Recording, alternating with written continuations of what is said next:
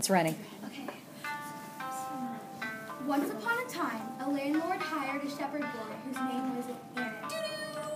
He was very well liked, but people liked most of all was to listen to him playing the flute.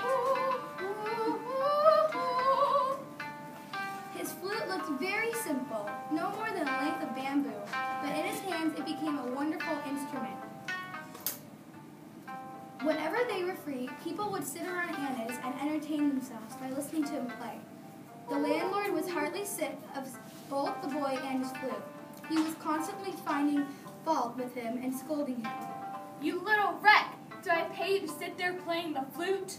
In point of fact, Annis's flute playing did not interfere with his work in the slightest. One day the landlord found some slight pretext to give Annis a terrible beating. That was not enough. He was not content until he had driven him out and trampled his flute into little pieces. Good. I should like to see you play the flute now.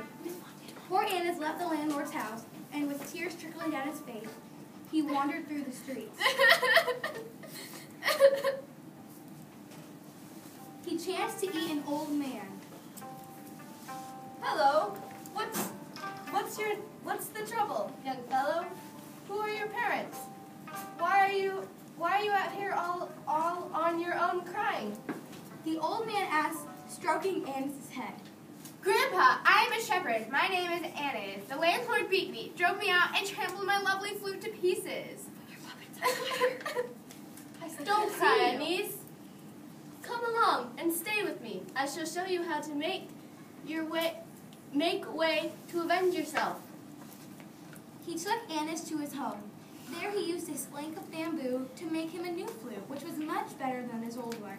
He taught him how to play it, and after his lessons with the old man, Annis could play more beautifully than ever. This time, it was not just people who enjoyed the playing. Even the various animals in the forest came and sat around him, listening to him quietly and never wanting to leave. As time passed, Annis and the animals became close friends.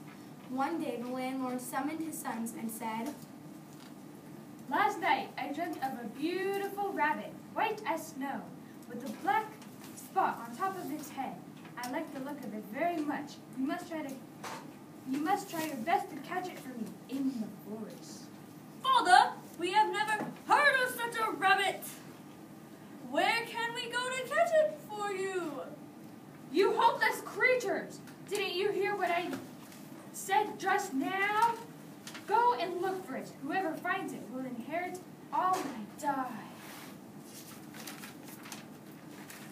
The eldest son thought to himself, But I am the eldest. I should inherit father's property anyway, whether I go to catch the rabbit or not.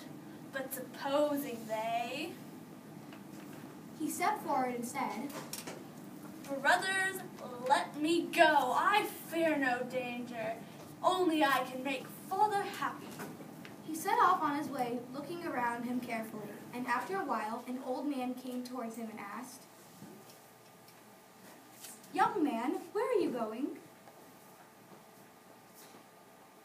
The eldest son told them why he had come.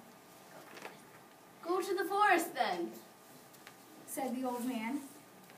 and look for the rabbit. Annis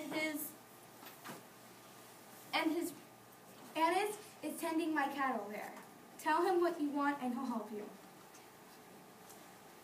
The eldest son went into the forest and found Annis and asked him for help. Of course! Annis smiled. I can help you find the strange rabbit. Come and get it this evening, but you must bring with you 1,000 strings of cash to pay for it. The eldest son reckoned gleefully. Compared with the property I am going to inherit, 1,000 strings of cash are nothing. In the evening, he returned to the forest with the money and found Annis sitting on a tree stump, playing the flute. All the little animals were squatting around him, entranced, even the rabbit. Pricking up their ears to listen to music, the eldest son saw the white rabbit among them at once. It really did have a tiny black spot on the top of its head. Annis saw the rabbit too. He put down his flute and stretched out his hands, took hold of it by its long ears, and handed it to the eldest son. Here you go. Now take good care of it, because if not, it's not my problem.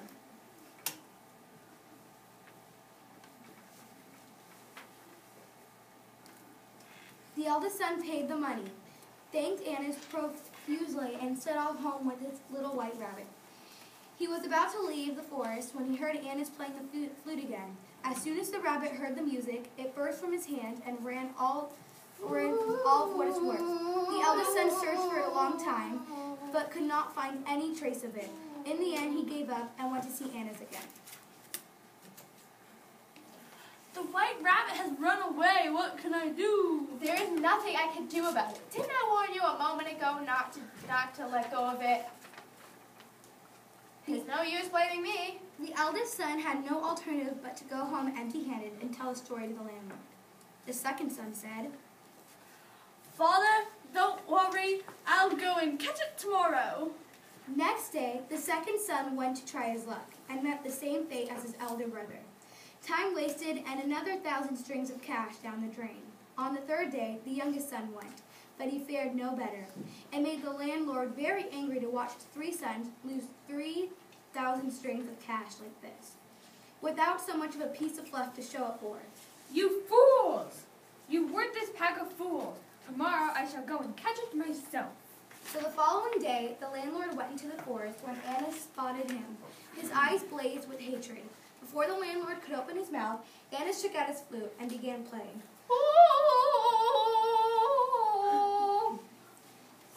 Before the landlord could open his mouth, all the beasts of the forest, rabbits, bears, snakes, and wolves and foxes, and many different sorts of birds, came and encircled the landlord. Terror drove the last drop of color from his cheeks. He fell to his knees in despair and entreated Annis. My lord, save me! Save me! Alas, my lord, don't treat me as once I treated you.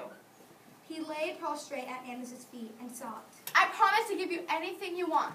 Oh, no. I promise to give you anything you want. Don't let them. I'm so scared. Very well. I will spare your wretched life this one, but you must never bully poor folk again. If you don't turn over a new leaf, I won't be so easy on you next time. And when you get home, you must give me half of all your worldly goods to the poor village. Is that clear? Yes, yes. The landlord rose to his feet and fled in an abject terror. He followed Anna's instructions and distributed half of his estate to the poor.